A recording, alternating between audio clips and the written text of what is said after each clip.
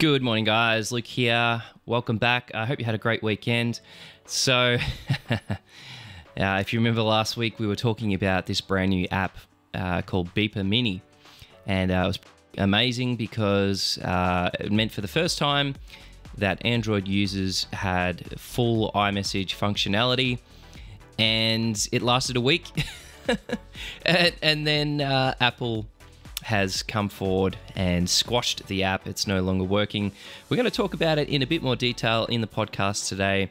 And then I also just wanted to share my MKBHD blind camera test results. And maybe you've done the test as well. And I'll let you know which cameras came out on top for me. A bit of an interesting result, actually. So yeah, let's jump in. Let's talk about Beeper Mini. It's been a real interesting topic. Lots of things happening, both from Beeper's side and Apple. So yeah, let's jump in and we'll talk more about Beeper Mini. All right, guys. So roughly about a week ago, I'm going to say, Beeper Mini got announced, and it was a very different Android iMessage client in the fact that it wasn't one where you had to use a Mac Mini or like some sort of relay service or, sign into your Apple account. All you had to do is download the app, and on any mobile phone, you would go through the process. It'd take literally 30 seconds, and it would somehow send a text or some authentication to Apple's servers. Apple would recognize that it was essentially like an iPhone, and then you could start using iMessage to send videos and reactions and stuff to iMessage chats. It worked perfectly. It was really good. It was super easy. Everything was instant. And then probably, I'm going to say it might have been Friday or Saturday, everything stopped working. And I was following Beeper on Twitter, and they were all over it. They recognized that it had stopped working, and basically Apple had obviously cottoned on that people were getting access to iMessage on their Android devices, and with that, whatever authentication method that Beeper Mini was using, they somehow put a stop on it. Like, it just stopped working altogether. So then basically Beeper kind of withdrew everyone's active iMessage accounts, meaning that if you'd been paying $2 a month to use the service, that was no longer valid. And that's exactly what happened. So on my Pixel 7, I no longer had blue messages, and I could send a normal SMS, but obviously that's not much help to me. So yeah, a little bit disappointing. And at first, no one really kind of knew what had happened, but I speculated, and I said this in the previous podcasts, that I thought Apple wouldn't let this go very long, because essentially you're kind of faking the fact that you're using an Android device to get iMessage. So the whole thing sort of came to a stop. And then Apple actually released a statement and said that they put a stop on everything, mainly due to the fact that there's some privacy issues there, and they want to protect their users, which makes sense. I mean, iMessage is owned by Apple, and it's their technology, and they can do whatever they want with it. So yeah, basically that's what's happened with Beeper Mini. Now I've been following Beeper on Twitter, just keeping an eye on things, and they have been doing a lot of updates, which is a credit to them. So what was their last update? Let me tell you in real time, because there was one from a few hours ago. They just said, we're continuing to fix the issue causing the outage. We know how hard it has been for those who loved using Beeper Mini. We're extremely sorry for the inconvenience, and we're feeling good, and we hope to have some good news to share soon. So they're still pushing ahead. They want to make this thing work. And personally, I don't know if they can do that. I feel like now that Apple's kind of onto them, I just don't think that they're going to get this working to the point where it's a reliable service that you can, you're happy to pay for each month. I just don't think that's going to happen. They do have Beeper Cloud, and Snazzy Labs has got a really good video on this, and you might want to go and check that out, where he talks about how the cloud service works. But in essence, it's like a relay service where you're kind of logging into a Mac Mini somewhere in some remote server, and it's relaying message back and forward between your Android device and that Mac Mini. And it works. There are some people are still really concerned about the actual security behind that.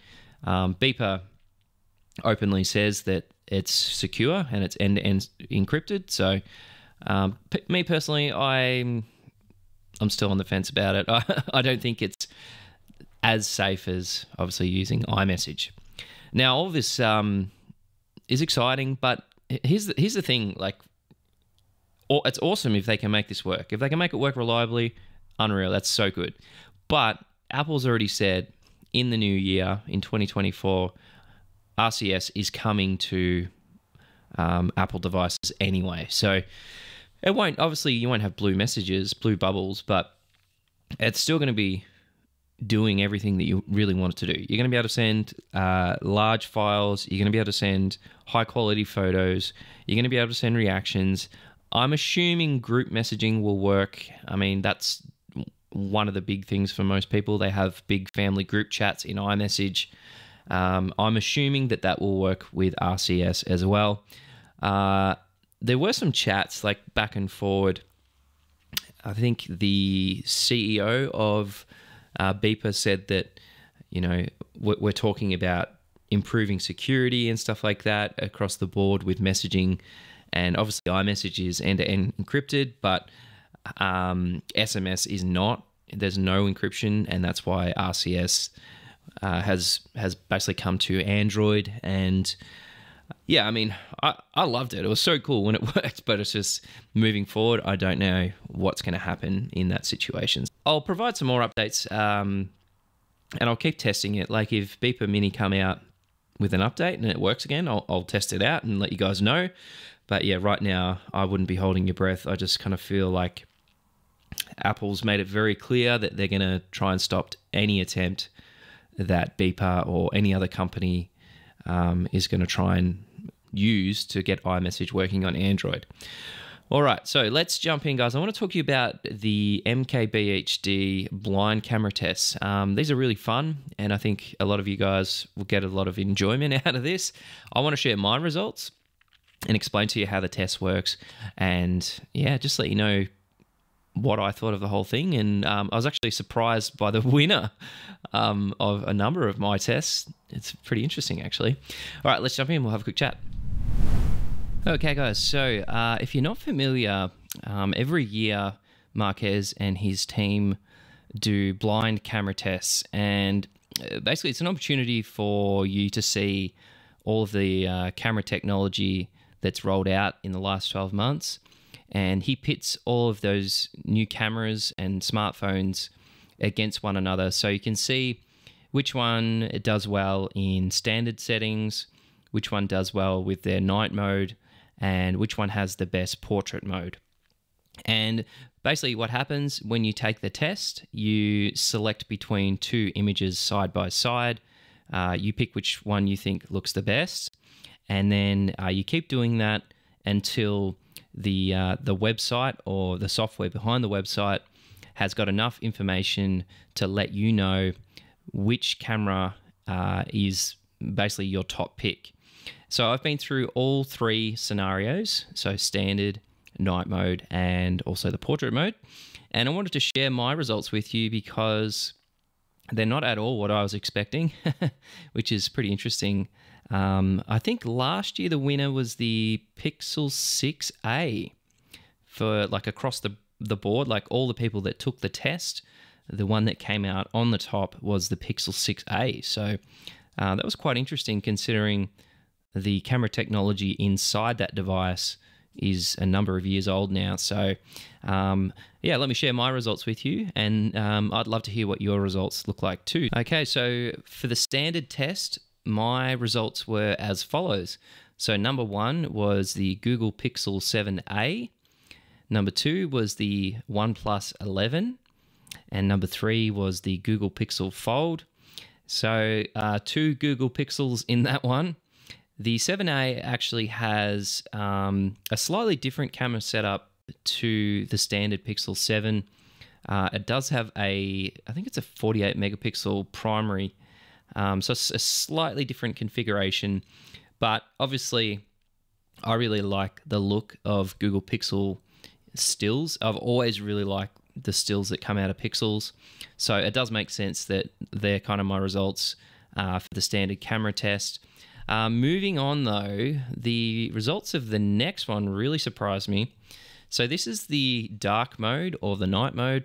So my number 1 pick for this one was the Vivo X90 Pro, which is a device I don't know a lot about. I know it's a premium like flagship. I've never owned a Vivo phone, but yeah, that came first for me on that one. Number 2 was the OnePlus 11, and number 3 was the Sony Xperia 1 Mark V.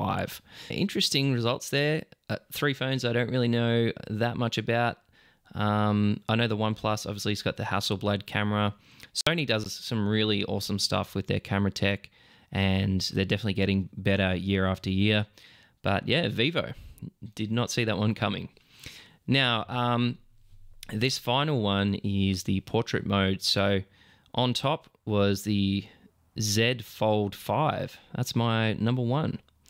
Number 2 is the Samsung Z Flip 5. So 2 Samsung devices on top for portrait mode.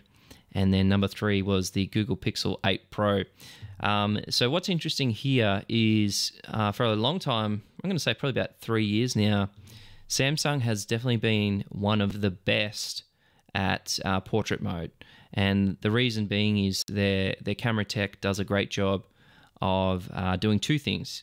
Number 1 is getting a really nice outline of the subject. So even when it's more complex, say you've got glasses or curly hair or something like that, Samsung does a very good job with edge detection of that.